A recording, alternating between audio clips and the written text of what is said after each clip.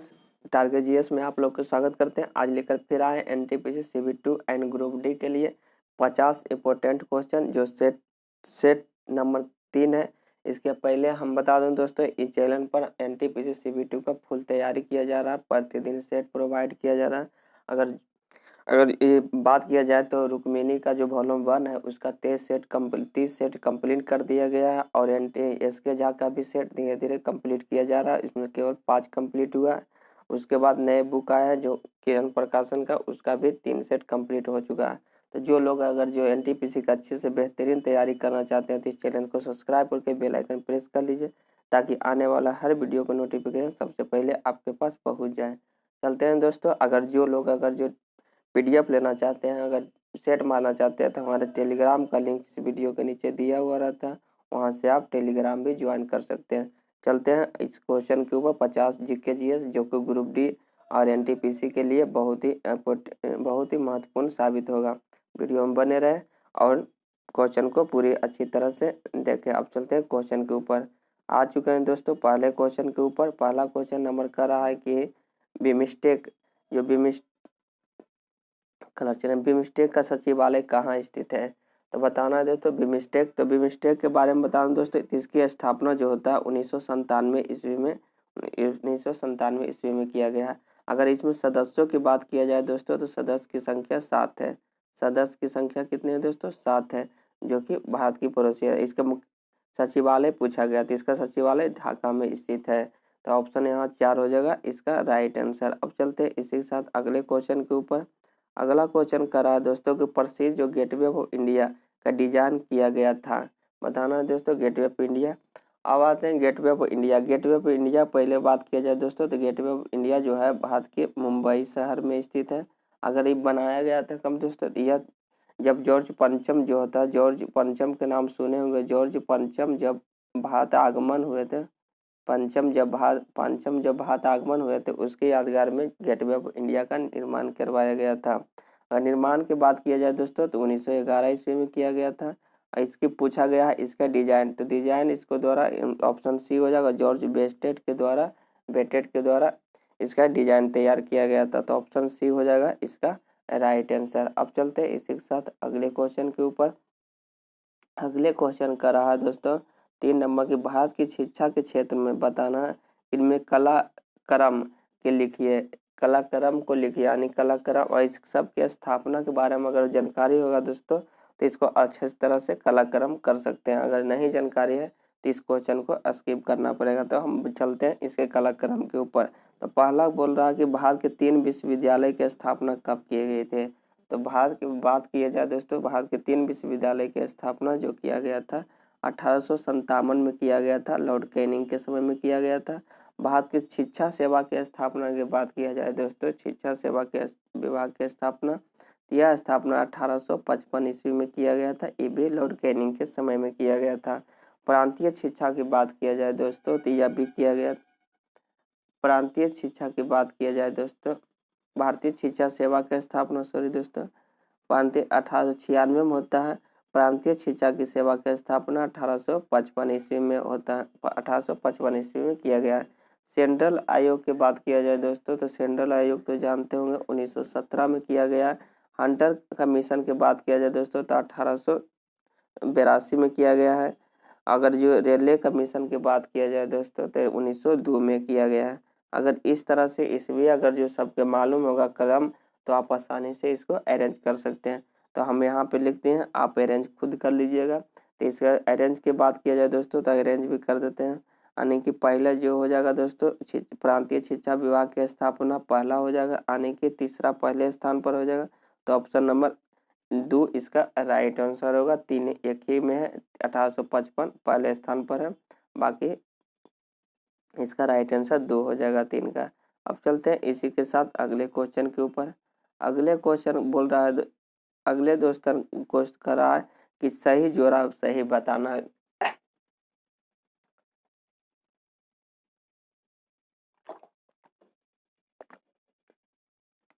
बताना है दोस्तों सही जोड़ा कौन कौन सा है।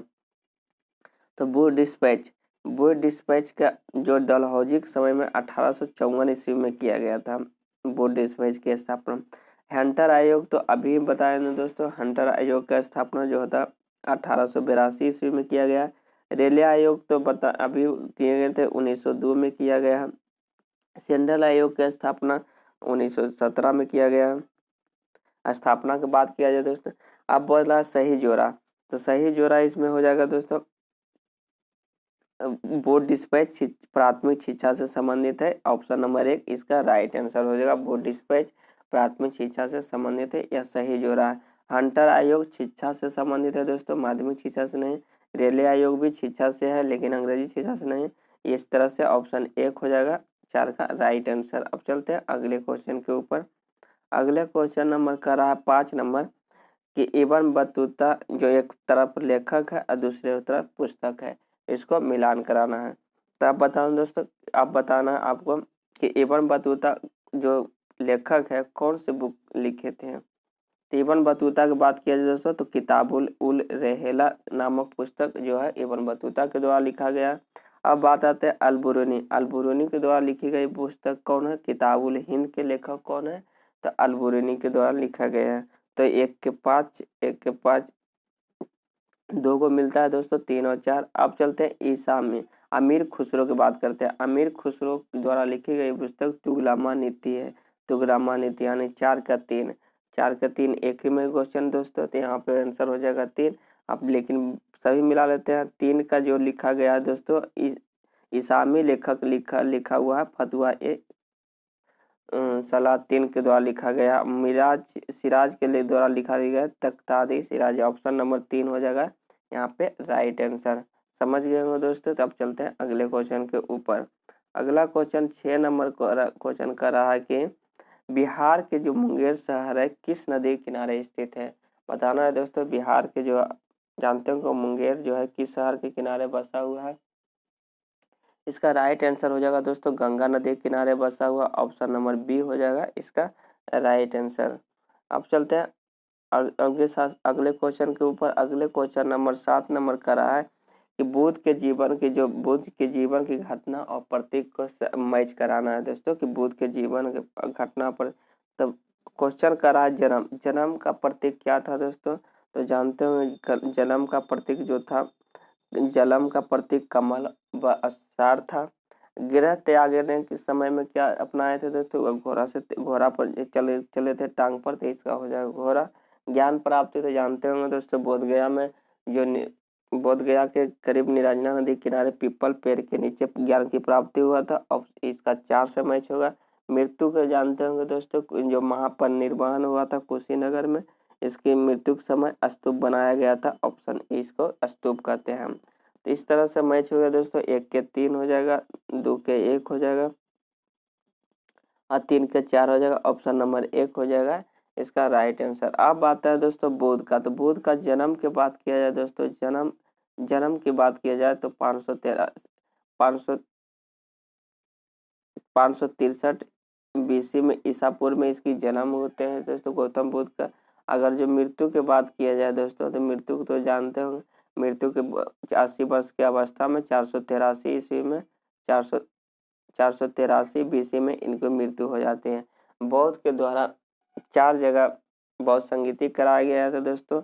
4 संगीति कराया गया था, जिसमें पहला जो होता है 483 बीसी में किया गया था, राजगिरी में किया गया था। दूसरा की बात किया जाए दोस्तों 383 ईस्वी में वैशाली में किया गया था। तीसरा की बात किया जाए दोस्तों 255 बीसी में किया गया था। यह क्या पाटलिपुत्रा में किया गया था दोस्तों, पाटलिपुत्रा में किया गया था। अगर चौथा के बात किया जाए तो ईस्वी के प्रथम शताब्दी लिखा जाता है। ईस्वी के प्रथम शताब्दी जो किया गया था कुंडलपुर में किया गया था। इतना था दोस्तों गौतम बुद्ध से संबंधित। अब चलते हैं अगले क्वेश्चन के ऊपर। अगले क्वेश्चन 7 के ऊपर चलते हैं। अगले क्वेश्चन नंबर का रहा है जैसे कि अंग्रेजों के लिए सबसे महत्वपूर्ण युद्ध कौन सा था। तो बताना है दोस्तों सबसे महत्वपूर्ण युद्ध कौन सा था अंग्रेजों के लिए। तो इसका राइट आंसर हो जाएगा दोस्तों बक्सर के युद्ध जो 1764 में होता है। या बक्सर के युद्ध सबसे महत्वपूर्ण अंग्रेजों का युद्ध था। अब बात आती है दोस्तों बक्सर के युद्ध किनको के बीच हुआ था बक्सर के युद्ध। तो जानते होंगे दोस्तों कि बक्सर के युद्ध जानते होंगे दोस्तों, एक इंग्लिशमैन थे, अंग्रेज, और दूसरे तरफ मीर कासिम था, मीर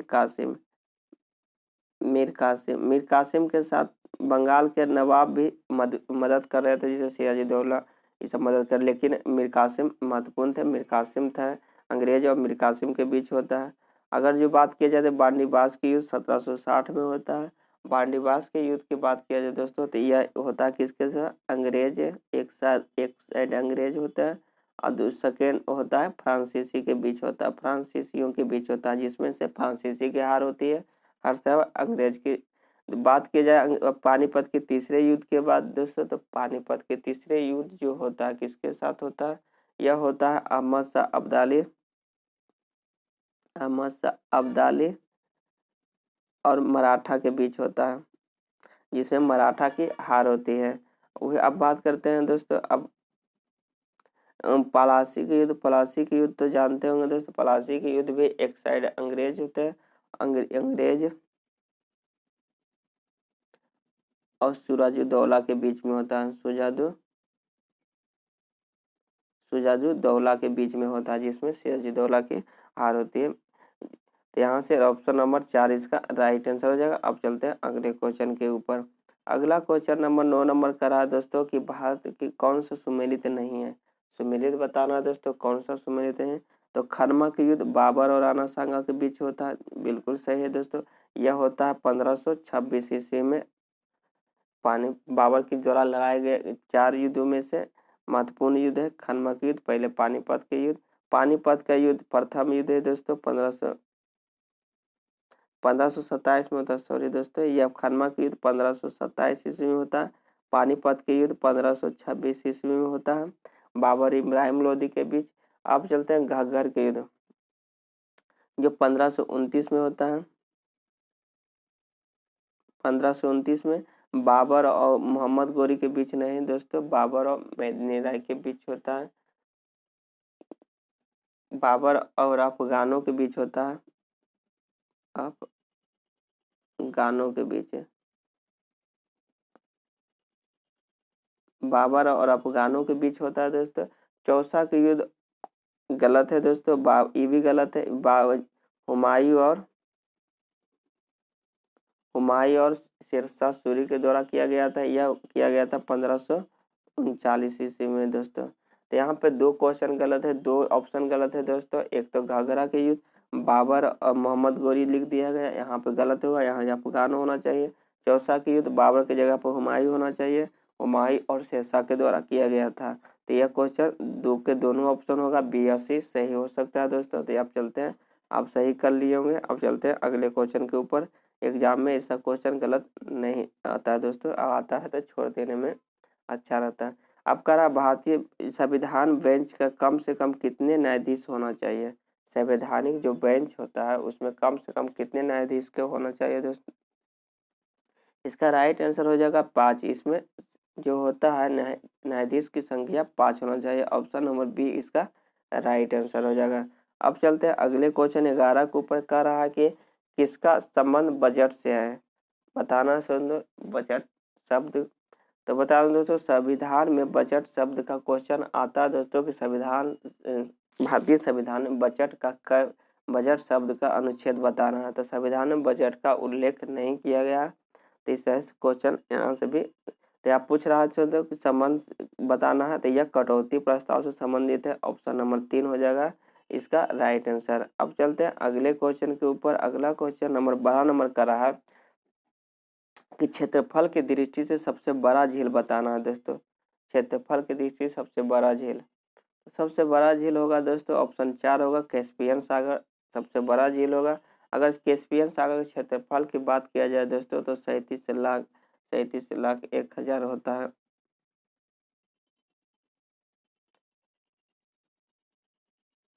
इसका क्षेत्रफल की बात किया जाए दोस्तों तो इसका क्षेत्रफल 37,01,000 इसका क्षेत्रफल वर्ग किलोमीटर होता है। अगर जो बैकाल झील की बात किया जाए दोस्तों, सबसे गहरा, जो विश्व की सबसे गहरा झील की बात किया जाए तो बैकाल झील होता है। अगर जो यही बात किया जाए सबसे ऊंचे स्थान पर स्थित सबसे अधिक लवणता वाला झील बात किया जाए दोस्तों, लवणता वाला झील, लवणता विश्व में, तो यह हो जाता है बौन झील होता है। अगर जो यहाँ क्वेश्चन एक और आता है दोस्तों, विश्व में सबसे अधिक ऊंचाई पर स्थित झील की बात किया जाए दोस्तों तो टीटीकाका हो जाता है, टीटीकाका झील हो जाता है। तो यहाँ पे इतना आंसर हो जाएगा दोस्तों, ऑप्शन नंबर 4 इसका राइट आंसर हो जाएगा। अब चलते हैं अगले क्वेश्चन के ऊपर। अगले क्वेश्चन 13 नंबर क्वेश्चन कर रहा है कि बंदरगाह और राज्य के सुमेलित नहीं है। बताना दोस्तों कौन सा बंदरगाह और राज्य में सुमेलित नहीं है। तो कांडला गुजरात में दोस्तों बिल्कुल सही है, हल्दिया सही पंजाब में, बाकी पश्चिम बंगाल में, यह सही है दोस्तों। प्रायद्वीप उड़ीसा में, यह भी सही है दोस्तों। लेकिन मारवा गोवा कर्नाटक में नहीं है दोस्तों, मारवा गोवा गोवा में स्थित है। इसका राइट आंसर 4 हो जाएगा इसका राइट आंसर। अब चलते हैं अगले क्वेश्चन के ऊपर। अगला क्वेश्चन नंबर 14 नंबर का रहा है, सह्याद्री भी स्थित है। बताना दोस्तों सह्याद्री कौन सा घाट में स्थित है। पूर्वी घाट, पश्चिमी घाट, दक्कन पठार, मालवा पठार। तो बात किया जाए दोस्तों सह्याद्री, तो सह्याद्री जो होता है पश्चिमी घाट में स्थित है। ऑप्शन नंबर बी इसका राइट आंसर हो जाएगा, सह्याद्री पार। अगर बात की जाए सह्याद्री की जो है सबसे ऊंची चोटी कौन सा है, तो कालसुबाई जो होता है, कालसुबाई जो होता है सह्याद्री पर्वत की सबसे ऊंची चोटी है कालसुबाई। आप आते हैं पूर्वी घाट, तो पूर्वी घाट की जो सबसे स्थित है दोस्तों कोरोमंडल जो होता है, कोरोमंडल तट किस घाट में आता है दोस्तों, तो पूर्वी घाट में स्थित है। तो यहाँ से ऑप्शन नंबर बी इसका राइट आंसर हो जाएगा। अब चलते हैं अगले क्वेश्चन के ऊपर 15 नंबर। अगला क्वेश्चन नंबर का रहा कि पेंडुलम के जो काल जो अवधि होता है, टाइम पीरियड होता है, किस पर निर्भर करती है। बताना है दोस्तों। तो इसका राइट आंसर हो जाएगा लंबाई पर निर्भर करती है। ऑप्शन बी हो जाएगा, पेंडुलम की जो काल जो होता है इसकी लंबाई पर स्थित है। ऑप्शन बी इसका राइट आंसर हो जाएगा। अब चलते हैं अगले क्वेश्चन 16 के ऊपर। कह रहा है क्वेश्चन कि रेफ्रिजरेटर का जो खाद जो होता है, फ्रिज जिसे कहते हैं, ताज़ा रखने के लिए सुरक्षित तापमान बताना है। इसका सही तापमान जो होता है 4 डिग्री सी होता है। 4 डिग्री सी पर ताज़ा जो होता है खाद्य पदार्थ जो ताज़ा रखा जाता है। इस तरह ऑप्शन सी हो जाएगा। अब चलते हैं अगले क्वेश्चन नंबर 17 का रहा है कि न्यूक्लियर रिएक्टर में हैवी वाटर का कार्य क्या होता है। बताना दोस्तों, हैवी वाटर जिसको हम भारी जल कहते हैं के रूप में कार्य करते हैं। इसका प्रयोग कार्य करता है जो तो नाभिकीय रिएक्टर को ठंडा बनाए रखना, अन्य रिएक्टर को ठंडा बनाए रखना। ऑप्शन सी हो जाएगा इसका राइट हो जाएगा। अब बात होता है दोस्तों हैवी वाटर के रूप में किसका, आपके रिएक्टर हैवी वाटर के रूप में किसका प्रयोग किया जाता है, तो ग्रेफाइट का प्रयोग किया जाता है। ग्रेफाइट का प्रयोग किया जाता है। यही बात किया जाए तो नाभिकीय रिएक्टर में नियंत्रक के रूप में किसका प्रयोग किया जाता है। अगर नियंत्रण के बात किया जाए दोस्तों, तो इसमें नियंत्रण का प्रयोग किया जाता है कैडमियम और बोरॉन का क्षार प्रयोग किया जाता है। अगर न्यूक्लियर रिएक्टर में नियंत्रण के रूप में प्रयोग किया जाए तो कैडमियम और बोरॉन को क्षार प्रयोग करते हैं। अगर जो नाभिकीय भारी जल के रूप में प्रयोग किया तो ग्रेफाइट का प्रयोग किया जाता है। तो यहाँ पे ऑप्शन सी हो जाएगा। रिएक्टर पूछ रहा है वाटर का कार्य क्या है, तो रिएक्टर को ठंडा बनाए रखना। ऑप्शन सी इसका राइट आंसर हो जाएगा। अब चलते हैं अगले क्वेश्चन के ऊपर। अगले क्वेश्चन का रहा IDS योजना का अर्थ क्या है। तो IDS योजना जो होता है दोस्तों 1 जून 2016 में लाया गया था। तो इसका फुल फॉर्म बताना है दोस्तों। तो इसका फुल फॉर्म होता है इनकम डिक्लेरेशन स्कीम होता है। ऑप्शन सी हो जाएगा इसका राइट आंसर, इनकम, इसका राइट आंसर सी हो जाएगा। अब चलते हैं अगले क्वेश्चन के ऊपर दोस्तों। अगले क्वेश्चन का रहा 19 नंबर।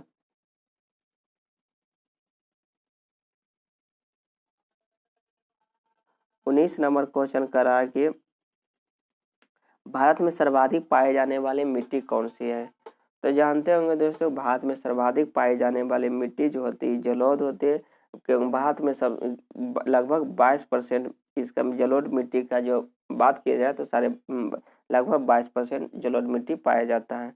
जलोढ़ मिट्टी की बात किया जाए तो जलोढ़ मिट्टी 2 प्रकार की होती है, एक खांदर होती है, एक बांगर होती है। तो यहाँ से ऑप्शन 1 इसका राइट आंसर हो जाएगा। अब चलते हैं अगले क्वेश्चन के ऊपर। अगले क्वेश्चन नंबर 20 नंबर क्वेश्चन कर रहा है कि भारत की सबसे ज़्यादा बोई जाने वाली फसल कौन सा है। फसल बताना है दोस्तों, सबसे ज़्यादा बोई जाने वाला। तो इसका राइट आंसर हो जाएगा धान जो होता है सबसे सर्वाधिक क्षेत्रफल पर बोए जाता है। ऑप्शन नंबर 1 हो जाएगा इसका राइट आंसर। अब चलते हैं अगले क्वेश्चन के ऊपर। अब अगले क्वेश्चन नंबर का रहा है दोस्तों 21 नंबर कि बाल्टिक राज्य में कौन सा देश शामिल नहीं है। बताना दोस्तों कौन सा देश शामिल नहीं है। इसका राइट आंसर हो जाएगा दोस्तों पोलैंड जो होता है बाल्टिक राज्य में शामिल नहीं है। ऑप्शन नंबर 4 हो जाएगा इसका राइट आंसर। अब चलते हैं अगले क्वेश्चन के 22 के ऊपर कह रहा है कि R1 और R2 दो प्रतिरोध है जिसको हम श्रेणी क्रम में संयोजन करने पर तुल्य प्रतिरोध बताना है, क्या होगा। तो श्रेणी क्रम में जानते होंगे दोस्तों कि R समतुल्य प्रतिरोध होता है R1 plus R2 plus Rn तक जाता है। तो इसका क्या हो जाएगा, ऑप्शन बी हो जाएगा इसका राइट आंसर, बी हो जाएगा। अब चलते हैं अगले क्वेश्चन के ऊपर। अगले क्वेश्चन 23 नंबर का रहा कि हमजाती दर्पण जिसे हम कहते हैं सेविंग मिरर में होता है किसका प्रयोग। तो सिंपल क्वेश्चन दोस्तों कन्वेक्स मिरर का अवतल दर्पण का प्रयोग होता है। ऑप्शन 1 हो जाएगा इसका राइट आंसर। अब चलते हैं अगले क्वेश्चन के ऊपर दोस्तों। अगला क्वेश्चन का रहा है कि 4 मीटर की लंबाई आदमी का प्रतिबिंब किस लंबाई के दर्पण बनेगा। तो जानते होंगे दोस्तों दर्पण बनाने के लिए होता है वस्तु की लंबाई बटे वस्तु के आकार बटे 2 होता है इसका फॉर्मूला। वस्तु की लंबाई दर्पण की लंबाई बनाने के तो वस्तु जो लंबाई जो होता है 4 मीटर है, इसका 2 से भाग कर देंगे 2 मीटर इसका राइट आंसर हो जाएगा। 2 मीटर इसका होता है, या तो फिर आधा होता है। वस्तु की दर्पण की लंबाई बनाने के लिए वस्तु की लंबाई की आधी होनी चाहिए। ऑप्शन नंबर 1 हो जाए इसका राइट आंसर। अब चलते हैं अगले क्वेश्चन 25 के ऊपर कर रहा है किसी तत्व की भौतिक और रासायनिक गुण किसका फलन यानी फंक्शन होता है। तो किसी तत्व का भौतिक और रासायनिक गुण जो होता है निर्भर करता है परमाणु संख्या पर, निर्भर करता है एटॉमिक नंबर पर। ऑप्शन 1 हो जाएगा इसका राइट आंसर। अब चलते हैं अगले क्वेश्चन के ऊपर 26 नंबर का रहा है किसका उत्सर्जन से किसी तत्व का परमाणु संख्या यानी एटॉमिक नंबर बढ़ता है। किसका उत्सर्जन पर, अल्फा बीटा गामा न्यूट्रॉन। इसका राइट आंसर हो जाएगा दोस्तों बीटा कण का। ऑप्शन नंबर 1 हो जाएगा इसका राइट आंसर। बीटा कण के उत्सर्जन से परमाणु संख्या क्या होता है, एटॉमिक नंबर बढ़ता है। अब चलते हैं अगले क्वेश्चन 27 के ऊपर का रहा कि पर्यावरण समस्याओं को कारण किस कीटनाशक का प्रयोग जो होता है कम किया जाने में लगा है। बताना है दोस्तों कि पर्यावरण प्रदूषण समस्याओं को कारण किस कीटनाशक का प्रयोग कम किया जाने लगा है। तो इसका प्रयोग हो जाएगा दोस्तों DDT का प्रयोग कम किया जाना चाहता है। अगर DDT का फुल फॉर्म की बात किया जाए दोस्तों तो डाइक्लोरो डाइफिनॉल ट्राइक्लोरिथेन इसका फुल फॉर्म होता है। डाइक्लोरो डाइफिनाइल ट्राइक्लोरिथेन इसका फुल फॉर्म होता है। अब चलते हैं अगले क्वेश्चन के ऊपर 28 नंबर का रहा है वायु प्रदूषण में कौन सा गैस जो होता है रक्त जो है के साथ अत्यधिक क्रियाशील होता है। बताना दोस्तों वायु प्रदूषण में कौन सा हो जाएगा। इसका राइट आंसर हो जाएगा दोस्तों carbon monoxide. Option number C हो जाएगा इसका राइट आंसर। कार्बन मोनोऑक्साइड जो होता है ब्लड के साथ अत्यधिक क्रियाशील करता है।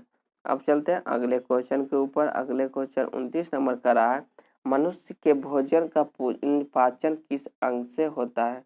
तो जानते होंगे दोस्तों मनुष्य का पाचन जो भोजन का शुरू कहाँ से होता है, मुंह से शुरू होता है, मुख से शुरू होता है। अब पाचन जो होता है छोटी आंत में जाके होता है स्मॉल। इसका राइट आंसर सी हो जाएगा।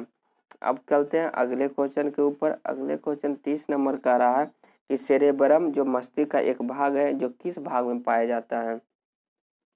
जाते हैं। तो सेरेब्रम के बारे में बताना है दोस्तों। तो सेरेब्रम जो अग्र मस्तिष्क में पाया जाता है दोस्तों ऑप्शन नंबर बी हो जाएगा इसका राइट आंसर। सेरेब्रम मस्तिष्क का अग्र भाग में पाया जाता है। अब चलते हैं इसे अगले क्वेश्चन के 31 नंबर का रहा, कवक की कोशिका भित्ति किसकी बनी होती है? तो जानते होंगे दोस्तों, कवक की कोशिका भित्ति इसका काइटिन के बना होता है। ऑप्शन बी हो जाएगा इसका राइट आंसर। अब चलते हैं अगले क्वेश्चन के ऊपर। अगले क्वेश्चन नंबर 32 नंबर का रहा कि अनुच्छेद बजट शब्द का उल्लेख है। अभी क्वेश्चन बताए थे दोस्तों, बजट शब्द का प्रयोग किस अनुच्छेद बताना है।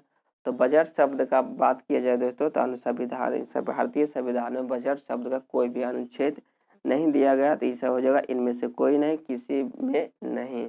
ऑप्शन 4 हो जाएगा इसका राइट आंसर। अब चलते हैं अगले क्वेश्चन 33 के ऊपर करा है कि 33 कि राष्ट्रीय युवा नीति में युवा किस आयु वर्ग के शामिल किया गया है? तो बताना युवा नीति में। तो युवा नीति के बात किया जाए दोस्तों, भारत जो होता है सबसे विश्व में भारत जो है सबसे अधिक युवा वाले राज्यों में से एक पहले स्थान पर है। तो युवा नीति बताना वर्ष कितना से कितना उम्र है। तो इसका राइट आंसर हो जाएगा युवा नीति जो होता है दोस्तों 15 वर्ष से 29 वर्ष के बीच में जो होता है यह युवा नीति के युवा वर्ग के आयु शामिल किया गया है। ऑप्शन 4 इसका राइट आंसर हो जाएगा। अब चलते हैं अगले क्वेश्चन के ऊपर कर रहा है, चंबल नदी जो होता है बांध नहीं है। तो बताना दोस्तों, चंबल नदी जो होता है कौन सा नदी पर बांध नहीं है? तो जवाहर सागर चंबल पर स्थित है दोस्तों, गांधी सागर चंबल नदी पर स्थित है दोस्तों, गांधी सागर। राणा प्रताप सागर भी चंबल पर स्थित है, लेकिन इंदिरा गांधी चंबल पर नहीं है। ये इंदिरा गांधी राजस्थान में स्थित है दोस्तों, जो सिंचाई के लिए स्थित एक है, जो सतलज नदी पर ही बनाया गया है। ऑप्शन 4 इसका राइट आंसर हो जाएगा। अब चलते हैं अगले क्वेश्चन के ऊपर। अगले क्वेश्चन 35 नंबर का रहा है कि वेनेजुएला का मुद्रा क्या होता है? वेनेजुएला का मुद्रा बताना है दोस्तों क्या होगा? तो वेनेजुएला का मुद्रा जो होता है दोस्तों बोलीवर होता है। ऑप्शन सी हो जाएगा इसका राइट आंसर। पेसो की बात किया जाए दोस्तों, अर्जेंटीना का मुद्रा होता है, अर्जेंटीना का मुद्रा होता है पेसो हो जाता है। रियाल के बात किया जाए दोस्तों, तो ब्राजील का होता है, ब्राजील का मुद्रा रियाल होता है। तो यहाँ पे ऑप्शन सी हो जाएगा इसका राइट आंसर। अब चलते हैं अगले क्वेश्चन 36 के ऊपर। तारा उपभोक्ता मूल्य सूचकांक के आधार वर्ष क्या है? बताना है दोस्तों आधार वर्ष। तो इसका राइट आंसर हो जाएगा 2016। उपभोक्ता का मूल्य सूचकांक आधार वर्ष 2016 में तय किया गया। ऑप्शन नंबर 4 इसका राइट आंसर हो जाएगा। अब चलते हैं अगले क्वेश्चन के ऊपर। 37 नंबर क्वेश्चन का रहा कि अंतर्राष्ट्रीय योगा दिवस हर वर्ष मनाया जाता है। तो जानते होंगे दोस्तों, अंतर्राष्ट्रीय योगा दिवस आरंभ किया गया है 2015 ईस्वी में। 15 ईस्वी से लगातार मनाया जाता है। तो इसका डेट बताना दोस्तों, तो यह हो जाएगा 21 जून को अंतर्राष्ट्रीय योगा दिवस मनाया जाता है। ऑप्शन नंबर 1 हो जाएगा इसका राइट आंसर। अब चलते हैं अगले क्वेश्चन के ऊपर। अगले क्वेश्चन 38 का रहा, प्रथम भारतीय साम्राज्य स्थापित किया गया था। बताना है दोस्तों कब स्थापित किया गया था, किसके द्वारा? इसका राइट आंसर हो जाएगा चंद्रगुप्त मौर्य के द्वारा प्रथम भारतीय साम्राज्य को स्थापित किया गया चंद्रगुप्त मौर्य के द्वारा। ऑप्शन सी हो जाएगा इसका राइट आंसर। अब चलते हैं अगले क्वेश्चन 39 के ऊपर। करा है त्रिपुरी संकट के समाप्ति के बाद कांग्रेस अध्यक्ष किसे चुना गया है? तो त्रिपुरी संकट के बात किया जाए दोस्तों 1939 में होता है त्रिपुरी संकट, 1939 में होता है। जिसकी अध्यक्षता कर रहे थे, जिसकी अध्यक्षता की बात किया है दोस्तों, तो इसकी अध्यक्षता जो है सुभाष चंद्र बोस द्वारा किया गया था। सुभाष चंद्र बोस, जिसकी अध्यक्षता सुभाष चंद्र बोस के द्वारा किया गया था। लेकिन कांग्रेस के जो लोग थे, कांग्रेस के जो कार्यकारी परिषद के जो सदस्य थे, जिससे मतभेद हो जाते हैं और मतभेद हो जाता है और जवाहरलाल नेहरू सुभाष चंद्र बोस इसकी कांग्रेस से पद से इस्तीफा दे देते हैं और जिसकी समाप्ति के बाद डॉक्टर राजेंद्र प्रसाद इसकी अध्यक्षता करते हैं। तो इसका राइट आंसर हो जाएगा सी हो जाएगा। इसका राइट आंसर के बाद इसका राजेंद्र प्रसाद इसकी अध्यक्षता करते हैं। Option C. इसी के बाद जो त्याग देने के बाद सुभाष चंद्र बोस ने फॉरवर्ड ब्लॉक की स्थापना भी 1939 ईस्वी में करते हैं। तो इसका राइट आंसर हो जाएगा दोस्तों ऑप्शन सी राजेंद्र प्रसाद। त्रिपुरी संकट समाप्ति के बाद राजेंद्र प्रसाद उसकी अध्यक्षता किए थे। अब चलते हैं अगले क्वेश्चन के ऊपर। 40 नंबर का रहा, विधवा पुनर्विवाह अधिनियम जो है किसके शासनकाल में कार्यान्वित किया गया था। तो विधवा पुनर्निर्माण का समय जो होता है दोस्तों लॉर्ड कैनिंग के समय में किया गया था। ऑप्शन बी हो जाएगा इसका राइट आंसर। अब चलते हैं अगले क्वेश्चन 41 के ऊपर कर रहा है। 1921 में अहमदाबाद कांग्रेस अधिवेशन जो है निम्नलिखित नेताओं में से किसने संपूर्ण स्वराज को कांग्रेस के लक्ष्य मानने का प्रस्ताव रखा था? क्या इसका आंसर बताना है दोस्तों, कौन हो जाएगा? तो इसका 1921 में हो जाएगा हजरत मोहानी, इसका राइट आंसर होगा दोस्तों हजरत मोहानी इसका प्रथम प्रस्ताव रखा था। ऑप्शन बी इसका राइट आंसर हो जाएगा। अब चलते हैं अगले क्वेश्चन के ऊपर। कह रहा है अर्धनारीश्वर जो मूर्ति का आधा शिव आधा पार्वती प्रतीक है, इसका आंसर बताना है दोस्तों। इसका राइट आंसर हो जाएगा पुरुष और नारी का योग होगा। ऑप्शन नंबर 1 हो जाएगा इसका राइट आंसर। अर्धनारी मूर्ति आधा शिव आधा पार्वती का प्रतीक पुरुष और नारी का योग होता है। ऑप्शन 1 इसका राइट आंसर हो जाएगा। अब चलते हैं अगले क्वेश्चन के साथ। अगले क्वेश्चन 43 नंबर का क्रम का सिद्धांत है। बताना दोस्तों क्रम का सिद्धांत तो जानते होगे मीमांसा से संबंधित है। ऑप्शन बी हो जाएगा इसका राइट आंसर। अब चलते हैं अगले क्वेश्चन 44 के ऊपर। कह रहा है कि निम्नलिखित यौगिकों में से कौन सा सुमेलित नहीं है? सुमेलित नहीं है बताना दोस्तों। तो पीटर्स इंडिया एक्ट जो होता है 1784 ईस्वी में आता है। 1784 ईस्वी में गवर्नर जनरल की बात की जाए तो वारेन हेस्टिंग्स थे। अब कहते हैं डॉक्टरिनल लैप्स डलहौजी के समय में आता है। डलहौजी के शासन काल की बात किया जाए दोस्तों 1848 से 56 इसकी गवर्नर काल की शासन काल है। वर्नाकुलर एक्ट की बात किया जाए दोस्तों तो वर्नाकुलर एक्ट 1878 ईस्वी में आता है। 1878 ईस्वी में लॉर्ड कर्जन नहीं था। 1870 में लॉर्ड लिटन था। लॉर्ड लिटन के शासनकाल था। लॉर्ड लिटन के शासनकाल की बात किया जाए दोस्तों 1876 से 1880 तक इसके शासनकाल है। गवर्नर जनरल की शासनकाल है। एल्बर्ट बीट 1882 में आता जो लॉर्ड रिपन है इसका सही है। तो इसका राइट आंसर हो जाएगा दोस्तों ऑप्शन सी। ऑप्शन सी हो जाएगा। ऑप्शन सी हो जाएगा इसका राइट आंसर क्योंकि वर्नाकुलर एक्ट लॉर्ड कर्जन के समय में नहीं लॉर्ड रिटन के समय में आया था। ऑप्शन सी इसका राइट आंसर हो जाएगा। अब चलते हैं अगले क्वेश्चन के ऊपर। अगले क्वेश्चन 45 नंबर का रहा है दोस्तों कि गीता रहस्य नामक ग्रंथ जो है किसके द्वारा लिखा गया है? तो गीता हम जानते होंगे दोस्तों इसके बाल गंगाधर तिलक के द्वारा लिखा गया था। ऑप्शन नंबर बी इसका राइट आंसर हो जाएगा। तो था दोस्तों सेट नंबर ये 3 का यह 45 क्वेश्चन था। 5 क्वेश्चन नहीं कर पाए। तो यह कैसा रहा दोस्तों? अगर वीडियो अच्छा लगा हुआ तो एक बार लाइक जरूर कीजिए। लाइक करके साथ साथ शेयर भी कीजिए ताकि ज़्यादा से ज़्यादा लोग इसमें शामिल हो सके। अब कहते हैं अगर वीडियो अच्छा लगा तो एक बार चैनल को सब्सक्राइब करके बेल आइकन प्रेस कर लीजिए ताकि आने वाले हर वीडियो का नोटिफिकेशन सबसे पहले आपके पास। चलते हैं इसी के साथ अगले वीडियो मिलते हैं अगले 50 क्वेश्चन के साथ।